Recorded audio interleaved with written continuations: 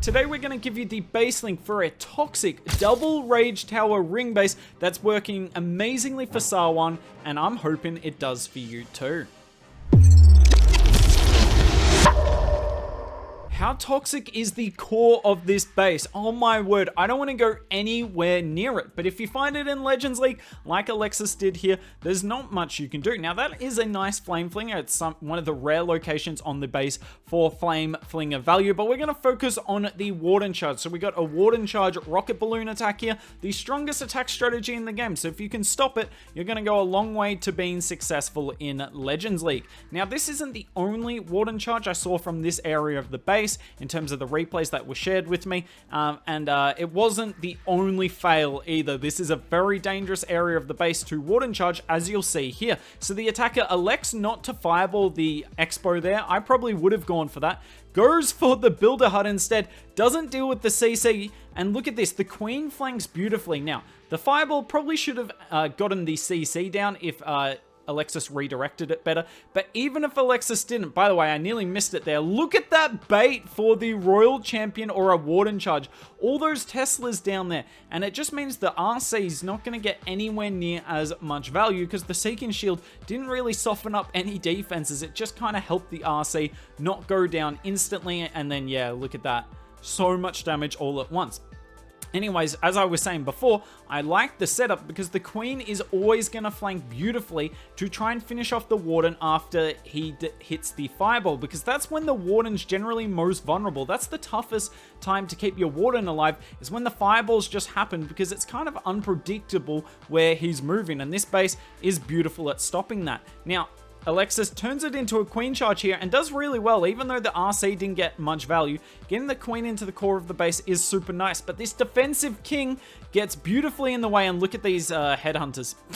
Gets so wrecked there by the Fire Spitter, and then the Magic Mirror. It is good, but it's not good when you're under this much damage, and look at this.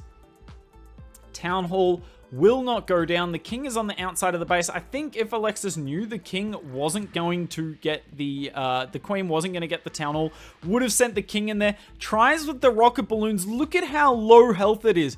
The bar is barely up there. The rocket balloons nearly finished it off. The spiky ball nearly came in from the side to finish off the Town Hall, but that is a 1-star defense. Next up, we have Invincible LG. If you don't know who he is, he's actually a Clash YouTuber, and he recently joined the Blueprint team as a pro, and he does this very patented attack strategy, and we've kind of showed it on the channel before. I'm just going to let it happen. It's too difficult to explain, but yet again, you're seeing that Tesla farm get so much value because it's completely restricting the amount of value the Royal Champion can get, and the skeleton spells, skeleton traps, sorry, coming up are a nightmare to deal with. So once Invincible LG recalls the Royal Champion, what he's going to do is put down a bunch of Invis spells and Fireball to hit the Town Hall, then Quad Quake the Town Hall and use the Giant Arrow on the Queen to finish it off. It's very, very complicated, but it's unbelievably powerful. So have a look at this. Now, I don't know why he put his Warden there, because the Builder Hut was still visible, but unfortunately for LG here, not going to be enough to finish the Town Hall off. But the Log Launcher will actually finish it off. This is a really nice correction here. So then once he's done that mad opener, he'll come in with a Root Rider hero push, and without the Town Hall on the base kind of just surrenders at this point. But if you have to use the Log Launcher to finish it off as well, you know you're coming from behind. You know the base has won the first half of the battle. That's all you can really ask of your base. Royal Champion just gets smoked. Keep in mind, she doesn't have her ability. She used it at the very start of the battle. But yeah, she got completely wrecked there. Super Minions come out of the CC, or the Log Launcher, I should say. They do finish off the multi-arch tower, which is nice. But yeah, this attack is going nowhere. There is a minute 14 left on the replay here. Maybe we'll skip through. I'll see how I'm feeling. But look at this.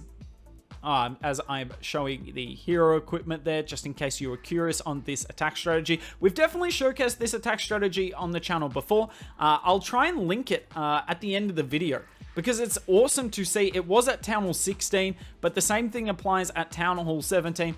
unbelievably strong if you can get it to work, but if you don't get it to work, as you saw here, the base can definitely capitalize, and I did want to show the replay just to show that the base did have a part in this defending. This wasn't necessarily just Invincible LG's fault. The base forced out a really weak rocket spear, didn't create the funnel needed for the fireball, and the Town Hall did not get hit by the insane damage. Another Warden charge from the same area of the base. Maybe we should be putting the Tesla farm here and saying that.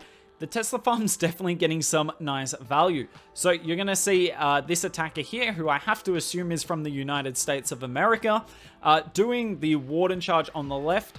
But you don't need to get insane value for this. Just a little bit of value is enough. That's why I'd go for the Expo here. Getting a Ricochet Cannon, maybe the Minion Prince, CC, Multi-Archer Tower, and probably activating the Rage Tower. That's a good start. But goes for the CC, and then, yeah, look, this gets ugly. Don't really know what he's doing here other than panicking, but also, you know, I would panic too. Still a good fireball. Still a good fireball. Don't know where the panic came from, and this is going to fall apart, but that's why I like bases like this, right? So I'm not going to pretend this attacker was the best attacker in the world. I'm not going to do that to you guys. Although, if you want to see a base link video, we've got one coming next week with Dimmer's bases. Defends against Votin, one of the best air spam attackers in the world, and Bernal, just straight up one of the best attackers in the world. So look forward to that base coming next week. But as I was saying before, like, these attackers aren't the best attackers in the world necessarily, but that when you get compact bases like this with so much damage on one area of the base, people are going to make mistakes. People are going to make mistakes because there's just so much damage, and Town Hall 17, it is a bit more difficult than Town Hall 16. So coming in with the Super Witch push here. Now, he will end up doing a solid job here. He or she, sorry, will end up doing a solid job here. But when you don't have the Rage Gem of the Warden, it's really hard to keep your troops alive. And look at this. The back-end Rage Tower as well, doing so much damage. Giga Bomb doing so much damage. Who would have guessed that? The Giga Bomb getting value at Town Hall 17? What? Yeah, I agree with you guys. I can't believe it. Honestly, who would have... That was not on my bingo card for the rest of 2024. A Giga Bomb actually doing something in Clash of Clans. Yeah, I'm with you all on this. But that is the base link for today. The base link will be down in the description below. The CC, I will put that there as well. I actually don't remember what I think the CC was 2 Ice Golems, 3 Rocket Balloons. That's a pretty common CC at the moment because it is extremely toxic to deal with. Now, there are still 2 Super Witches alive here, but they are not going to be finishing off this 3-star. So thanks again for Sawan for the base. Sawan, one of the best base builders at Blueprint, and if you are going to order a custom base, I would recommend going to him, particularly for Legends League. He really knows what he's doing. If your bases are struggling against air spam, particularly the Hydra clone that's dominating the meta, may I recommend this base pack we've got here. Sawan is one of the builders on it, the builder of today's video, and it's definitely your best chance of defending in this air spam meta.